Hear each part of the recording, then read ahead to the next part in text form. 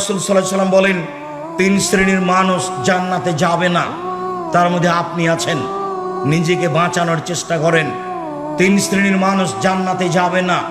1, মদমিনুল খামর, যারা নিয়মিত বিড়ি, তামাক, জর্দা, সিগারেট, গুল, নেশাদার দ্রব্য খায়, পান করে, তারা জান্নাতে যাবে না।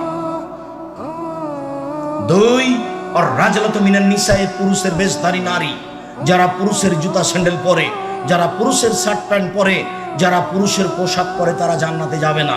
3, দায়ুস আল্লাযী কুরফি আলাল খাবাসা, যে তার বাড়িতে বেহায়াই সুযোগ দিয়েছে, সে জান্নাতে যাবে না।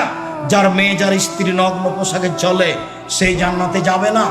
আপনাকে আমি বড় পোশাক পরার জন্য অনুরোধ জানিয়েছি। আপনার আমি ব্লাউজ হারাম বলিনি, আপনি ব্লাউজ পরতে পারেন। শাড়ি আমি হারাম বলিনি, শাড়ি আপনি পরতে পারেন। আমি পরামর্শ দিয়েছি সালোয়ার কামিজ, মেক্সি চাদর পরেন, লম্বা হাতের জামা পরেন, কবজি পর্যন্ত জামা হবে, এইটা পরেন। ব্লাউজ আপনি বাড়িতে পরতে পারেন। যেখানে আপনার দেবর ভাসুর নেই, সেখানে আপনি ছোট ব্লাউজ পরেন, আরো কিছু পরেন, সেটা আপনার ব্যাপার। কিন্তু যেখানে আপনার দেবর ভাসুর আছে, সেখানে আপনি ছোট হাতের ব্লাউজ পরতে পারেন না, এটা হারাম। আল্লাহর নবীর নীতিকে মেনে চলার চেষ্টা করেন, জান্নাত হবে। মানুষের ক্ষতি করে জান্নাত কেনার চেষ্টা করিয়েন না।